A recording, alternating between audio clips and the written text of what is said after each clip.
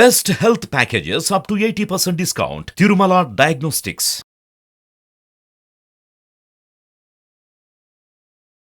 నమస్తే, నేను మీ జాహ్నవి. మనతో ఉన్నారు మన వనజ రామశెట్టి అక్క. మాట్లాడేద్దాం. నమస్తే వంజిక. నమస్తే జాహ్నవి. వంజిక, అమావాస్య ఇది సంక్రాంతి ముందు వచ్చే అమావాస్య ఈసారి. మరి ఏంటి అమావాస్య స్పెషల్? ఏం చేయాలంట? మామూలుగా అమావాస్యలకి మనం రెగ్యులర్గా పూజలు అవి చేసుకుంటూ ఉంటాము. పెద్దలకి ఇచ్చే తర్పణాలు కానీ, దాన ధర్మాలు, సముద్ర స్నానాలు, ఇవన్నీ స్నానాలు, దానాలు, జపాలు ఇవన్నీ రెగ్యులర్గా వెళ్ళడం అనమాట.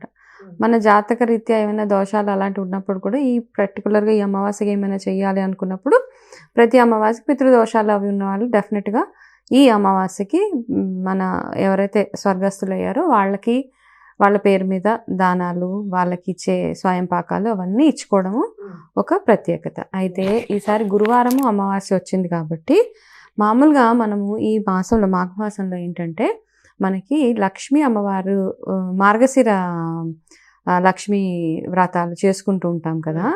అయితే ఆ మార్గశిర లక్ష్మీ వారాల్లో ఆఖరి వారం అమావాస్యతో కూడి వస్తే కనుక ఇంకా చాలా ప్రత్యేకంగా పూజలు అవి జరిపించుకుంటారనమాట. కాబట్టి గురువారమే కదా మార్గశిర గురువారం లక్ష్మీ పూజలు చేస్తూ ఉంటాము.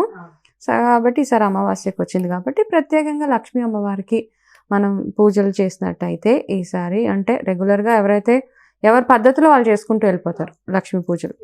ఆఖరి గురువారం కాబట్టి లక్ష్మీ అమ్మవారికి ప్రత్యేకించి అమ్మవారికి ఏవేవైతే ఇష్టమో వాటన్నిటితోటి అమ్మవారి పూజలు చేయడము, అమ్మవారికి పాలాభిషేకం కానీ, పాలాభిషేకం చేసేటప్పుడు ఆ పాలలో కాస్త కుంకుమ పువ్వు వేసి అమ్మవారికి అభిషేకం చేసి అమ్మవారికి ఇష్టమైన నైవేద్యాలు ఏవైతే ఉంటాయో ప్రత్యేకించి బూరెలు నైవేద్యంగా పెడతారు లక్ష్మీ అమ్మవారికి. చాలా గురువారం రోజు బూరెలు అండ్ పరవన్నం పాయసం అమావాస్య రోజు ముఖ్యంగా అది గురువారము కదా. ఇవన్నీ వచ్చినందుకు కానీ అమ్మవారికి అలా ఇచ్చి మీరు 5 ముత్తైదులు పిలిచి వాళ్ళకి తాంబూలాలు అవి ఇవ్వడము ఇవన్నీ చేసిన తర్వాత అమావాస్యకి ప్రత్యేకంగా చేయాల్సింది, మనలో చాలా దోషాలు ఉంటూ ఉంటాయి. మనకి పితృదోషాలని లేకపోతే జాతక దోషాలు, రకరకాల దోషాలు అవి ఏవేవో ఉంటూ ఉంటాయి అన్నమాట. మనం జాతకం చూపించుకున్నప్పుడు దాంట్లో చెప్తూ ఉంటారు మీకు ఫలానా దోషం ఉంది. అట్లా ఉన్నప్పుడు ఈ అమావాస్యకి ప్రత్యేకించి గోదానాలు కానీ, గోవుకి ఏదైనా దానం ఇవ్వడం కానీ, గోదానాలు ఎదర్ ఆఫ్ ఇట్ అనమాట. అయితే మీరు గోశాలకు వెళ్ళి అయితే ప్రత్యేకించి ఆవు దూడకి కలిపి ఉన్న ఏదైనా ఉంటే ఆవు దూడకి కలిపి మీరు ఏదైనా గ్రాసం కానీ ఏదైనా చేయగలిగితే చాలా చాలా పుణ్యం అనమాట. అయితే ఏమంటారంటే మనం ఏదైనా ఇంపార్టెంట్ పనుల మీద వెళ్తున్నప్పుడు కానీ, ఏదైనా ఒక మంచి పని గురించి మాట్లాడుకుంటున్నప్పుడు కానీ, ఎప్పుడైతే మనకి ఆవు అరిచినా, మనం ఏదైనా మంచి పని మీద వెళ్తున్నప్పుడు ఆవు దూడ ఎదురొస్తే ఆ పని ఖచ్చితంగా సక్సెస్ఫుల్ అవుతుంది అని అంటారనమాట. సో ఇవన్నీ శుభ సూచకాలు కదా. ఎలాగో ఆవు అంటేనే మనకి ఎంతో శుభం కాబట్టి ఇప్పుడు మన కామధేను మనం ఫొటోస్ చూస్తూ ఉంటాము, అందులో అన్ని సమస్త దేవతలు అందులో కొలువై ఉంటారు కదా కామధేను ఫొటోస్ అవి చూస్తున్నప్పుడు. సో ఈసారి ఏం చేస్తారంటే ఈ అమావాస్యకి ప్రత్యేకించి మీ ఇంట్లో ఏమైనా ఏ రకమైన ఇబ్బంది ఉన్నా, ఆరోగ్యపరమైన సమస్యలు ఉన్నా, ఇంట్లో చికాకులు, రిలేషన్షిప్స్లో ప్రాబ్లమ్స్ ఇవన్నీ ఉన్నా కానీ ఏం చేస్తారంటే ఇవన్నీ ఉన్నప్పుడు ప్రత్యేకించి ఈరోజు గోశాలకు వెళ్ళి ఎక్కడైనా గోవులు ఉంటే వాటిని పూజించడము, శుభ్రపరచడము ఇవన్నీ అనమాట. ఏలో అంటే దానాలు, గ్రాసం తినిపించడం అంటే ఇప్పుడు చాలామంది ఏం చేస్తారంటే అతిగా చేసేస్తూ ఉంటారు, ఒకటే రోజు చేసేస్తూ ఉంటారు. ఈ రోజు ప్రత్యేకించి చెయ్యండి, కానీ ఇది ప్రతిరోజు ప్రాసెస్ అనమాట. ఒక్కటే రోజు చేయాలి, ఏదో ప్రత్యేకించి అమావాస్య వచ్చిందో లేకపోతే శుక్రవారమో పౌర్ణమి రోజు పెట్టాలి ఇలా కాదనమాట. అంటే ఈరోజు పెడితే మంచిది, ఈరోజు కాకపోతే వీలు కానప్పుడు ఏదో ఒకసారి మీరు రెగ్యులర్గా ఈ పనులు చేసుకుంటూ వెళ్ళిపోవడమే. అప్పుడు ఏమవుతుందంటే మనం చేసిన చిన్న చిన్న పాప కర్మలు ఏవైతే ఉంటాయో అవన్నీ తొలగిపోవడానికి గాను మనం చేసే ఈ చిన్న చిన్న ఏవైతే రెమెడీస్ కానీ, చిన్న చిన్న పనులు, మంచి పనులు ఏవైతే ఉంటాయో అవన్నీ మనకి ఒక బ్యాంక్ బ్యాలెన్స్ లాగా మన పుణ్యంలో యాడ్ అవుతూ ఉంటాయి అన్నమాట. కాబట్టి ఈసారి ప్రత్యేకించి ఆవు దూడకి కలిపి పూజించడము అట్లాంటివి చేసుకోవడం చాలా బాగుంటుంది. ఒక సెంటిమెంట్గా ఉంటారు చాలామంది. ఆవు గో పూజ చేసేటప్పుడు గో చుట్టూరు తిరగాలి, ఆ తిరిగే వరకు రారు. అయితే మనకి ఒక్కొక్కసారి ఆవులు సపోర్ట్ చేయనప్పుడు మామూలుగా మీకు ఎంత వీలైతే అంత వాటిని కూడా ఇబ్బంది పెట్టకూడదు అనమాట. అవి తినకపోతే బలవంతంగా తినిపించేస్తూ ఉంటాము. అవి తినకుండా బయట కూసేస్తే అయ్యో నా వల్ల ఏదైనా తప్పు అయిపోయిందా, పాపం అయిపోయిందా, ఎందుకు. అయితే ఫస్ట్ థింగ్ ఏంటంటే ఇవన్నీ మైండ్లో నుంచి మనం తీసేయాలి. మన వంతుగా ఏదైతే చెయ్యాలో అవి చేసేస్తూ ఉండండి. అయితే చాలా ప్లేసెస్‌లో ఏంటంటే కొన్ని గోశాలలు కొందరికి బాగా వస్తూ ఉంటాయన్నమాట. అంటే డొనేషన్స్ పరంగా అవి వస్తూ ఉంటాయి. అయితే కొన్ని ప్లేసెస్‌లో పాపం వాళ్ళు చాలా అవస్థ పడుతూ ఉంటారు. చాలా గోవులుంటాయి. కాకపోతే వాటికి సరిపడా గ్రాసము ఇవ్వడానికి వాళ్ళ దగ్గర అంత డబ్బులయి ఉండవు కాబట్టి, అట్లాంటివి ఎక్కడెక్కడో మీరు ఏ ప్లేస్‌లో అయితే ఉంటారో అన్ని ప్లేసెస్‌లో చాలా చాలా గోశాలలున్నాయి పెద్ద పెద్దవి.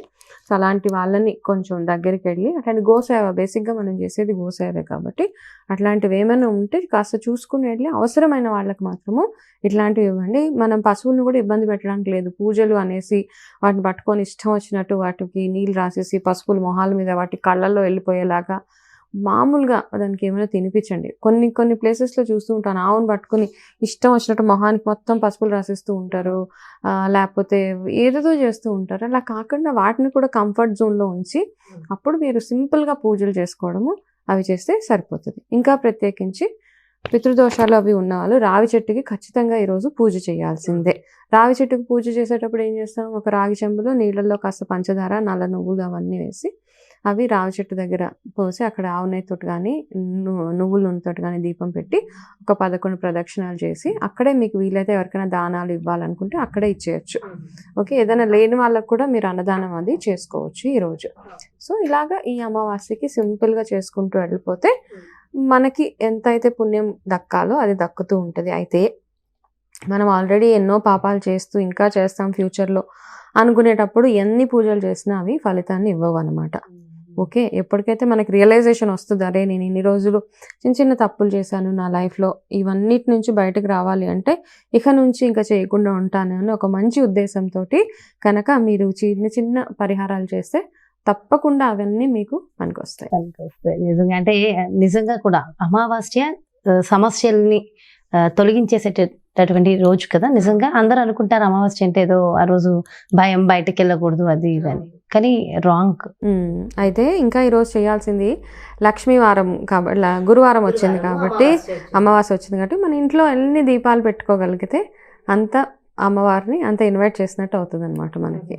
ఓకే, మన ఇష్టం. మీరు 11, 9, 11, 21 దీపాలు పెట్టి 6 గంటల సమయంలో మీరు అన్నీ పెట్టుకోవచ్చు. మీరు అంటే మీకు ఏవేవైతే ఈ పూజలన్నీ ఏంటంటే కొన్ని మనకి శాస్త్రోక్తంగా ఉన్న పూజలు, కొన్ని మనం ఇష్టమై చేసుకునేవి కొన్ని ఉంటాయి అన్నమాట. అమ్మవారి అలంకారం అవ్వచ్చు, లేకపోతే ఇంట్లో మీరు ఎన్ని దీపాలన్నా పెట్టుకోవచ్చు. ఇంత రూల్ అని ఏం లేదు ఇక్కడ, మీ ఇష్టం అనమాట. అంటే మనం ఒక్కొక్కరిని మన ఇష్టం అనమాట. మనకి ఇంటికి ఎవరైనా గెస్ట్ వస్తున్నప్పుడు మనకి ఏం చేస్తామంటే వాళ్ళకి ఇష్టమైనవన్నీ వండేస్తూ ఉంటాం, వాళ్ళకి రకరకాలుగా మనం ఇంట్లో చేంజెస్ చేస్తూ ఉంటాం.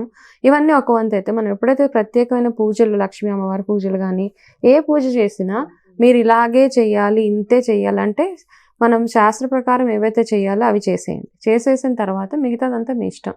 మీరు ఎలా అలంకారం చేసుకుంటారో, ఇంటిని ఎంత అందంగా ఉంచుకుంటారో, ఎన్ని దీపాలు పెడతారో, ఎంతమందిని ఇంటికి పిలుచుకుంటారో అన్నది మీ స్తోమతకి మీ ఇష్టానికే ఉంటుంది. కాబట్టి ఇట్లా స్పెసిఫిక్గా ఒక రూల్ అంటూ ఏం ఉండదు. కాబట్టి జనరల్గా చేయాల్సినవన్నీ చేసి ఇంటి శుభ్రం ఒకటి చూసుకోండి, సరిపోతుంది. ఓకే, చాలా చాలా చాలా మంచి ఇన్ఫర్మేషన్ ఇచ్చారక్క. Thank you so much. నమస్తే. చూసారు కదండి, మరి గురువారము అమావాస్య. సో సంక్రాంతి నెల అంటే జనవరి నెలలో వచ్చినటువంటి ఈ అమావాస్య చాలా ప్రత్యేకము. సో ఖచ్చితంగా మరి ఆ చిన్న చిన్న రెమెడీస్ ఫాలో అయిపోతే మరింత బాగుంటుంది. మరో చక్కటి ప్రత్యేకమైన కార్యక్రమంతో మళ్ళీ మీ ముందుకు వచ్చేస్తాను. నమస్కారం.